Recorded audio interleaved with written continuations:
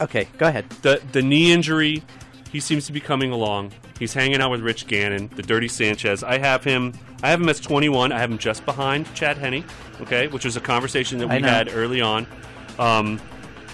The San Antonio Holmes pickup is interesting, and that's fine. I think that this team is going to suffer a bigger thing with the loss of Thomas Jones and the addition of LaDainian Tomlinson. And I don't care if he gets a Jets tattoo. He can get, I Love Mom tattoo, and it could be fine. But there are lots to like about him, but it's too bad it's run first in Jetland. I mean, they are run first as a football team, and his number one running back can't catch the football. So he's got to, Yeah, but Thomas Jones couldn't catch a cold, so... Thomas Jones at least caught, 15... Yeah, if it was... Look, Braylon Edwards couldn't catch it if it was thrown into his face. Braylon Edwards in a contract year, you're probably going to get a much better year and a much more focused year. This Jets team is a very, very fragile egg at this point. Because it's going to go... Or it's going to go... like that. It's really true. Anytime that there has been expectations for the Jets, they have not fulfilled them. But here's why I say you're wrong. You had the three reasons why, Drew Brees. Here's what I'm saying. Rex Ryan has done more than his dad has ever done. As far as he's won a playoff game. Okay? 2, actually. He hadn't had to deal with the fog. He didn't fight the other coaches. Okay? He's got a young quarterback. And he's got a team that's ready. The only problem is they're all mercenaries this year because they're all in the last years of their contract. So they're either going to say, I'm going to play because I'm going to get money next year, or they're all just going to sit out, and then you're going to see a training camp full of injuries. That's what I think. Well, I mean, there's also that hard knocks business, and that didn't work very well for any of the teams that have done it. There's also, it's true, too, that I think that Mark Sanchez could be the focal point of this offense. I just don't think it's going to be this year. I think it's going to be next year. The third year for a quarterback in the National Football League is when they take off, I think. But I think he got a little extra credit from those playoff games and a lot of other stuff. But that's only because I bleed green. Now, speaking of bleeding, the Oakland Raiders. Jason Campbell is one of these guys. I actually think that you're sitting there in the 12th round and you still don't have a quarterback. This guy might actually be that guy who could save you. Okay. And also, here's another guy you could pair with Roethlisberger, which is like my big thing today, talking about who you could pair with Roethlisberger. He's picked up the system quickly. It's no surprise. The running game in Oakland will help him, and they catch the football. Both of those backs do. Zach Miller's going to have a monster year with Jason Campbell throwing him the football. You heard that here first. He really is. And when we talk about tight ends, I'm going to be 2010. talking about him. Yeah. And I think this guy, Chaz Schillens, if he can stay healthy, is going to be like Jason Campbell's best friend. Okay, good. Now we are moving to the Philadelphia Eagles, who made a bold move. Yeah, they did. Kevin Kolb, I have him anywhere from 7 to 12 on my list. I put him at 12. Okay. He has a terrible fantasy schedule at Dallas, at the New York Giants, and Minnesota. Those young weapons are going to post some good numbers. It's too bad if he gets you to the championship game that he's going to lose your league for you. So, but I'd get a veteran to back him up. He could be a top 10 passer, but I don't. I think he's going to be. I think he's going to be held back at the beginning, and then there's going to be 4 games where he passes his guts out, and you're going to be like, "Oh my God!" And then it's going to be. And then he's going to tank around the playoffs.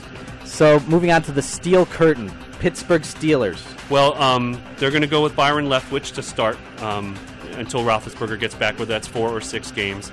I do like Roethlisberger later in the year. I think this whole thing is going to turn him around in some way, that he knows that if he messes this up, this is it for him. What a ladies' man, huh? Yeah. He's so hunky. He is so hunky.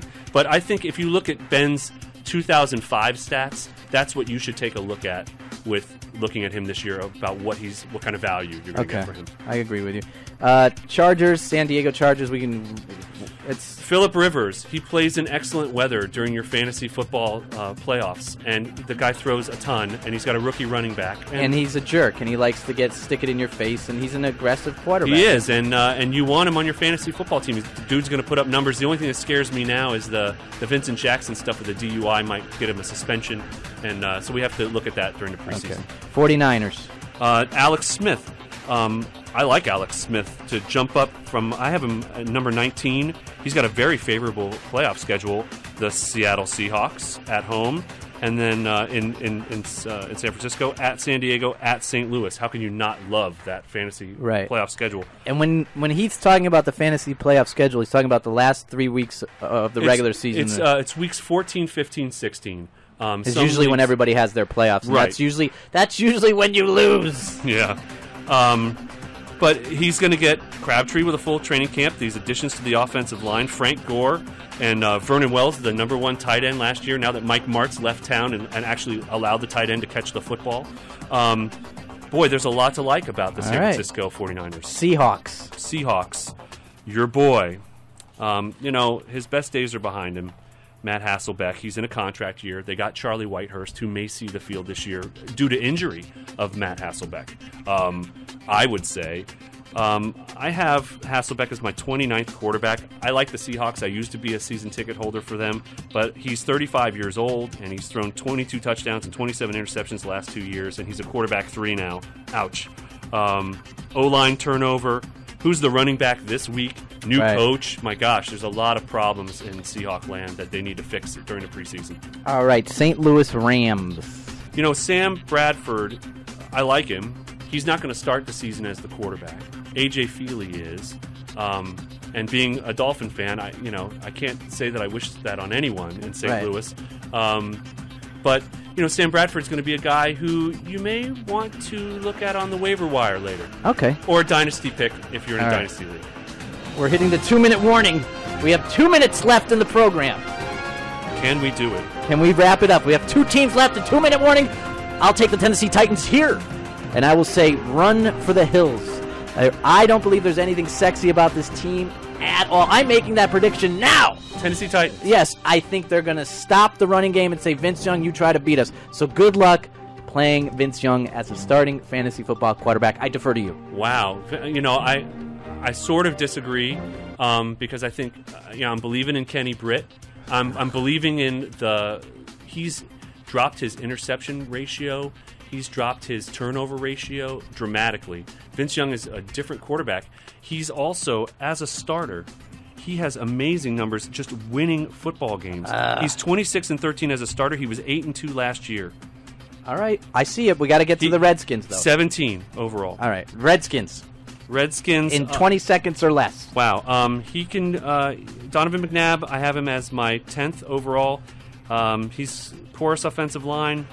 He's going to throw for 3,300 yards and 20 touchdowns and 9 interceptions. I want to thank the Drowning Crib for this music that's under the bed here. I want to thank Rudy and Adam helping us out so eloquently. I also want to thank Maria de Jesus Castellon, who did our logo. And we also want to thank BigB.org, James Garver, for the awesome metal music that we got earlier. And we missed the Tampa Bay Buccaneers. No, we didn't. We did that on purpose. Did we? Okay, good. we'll pick them up at the...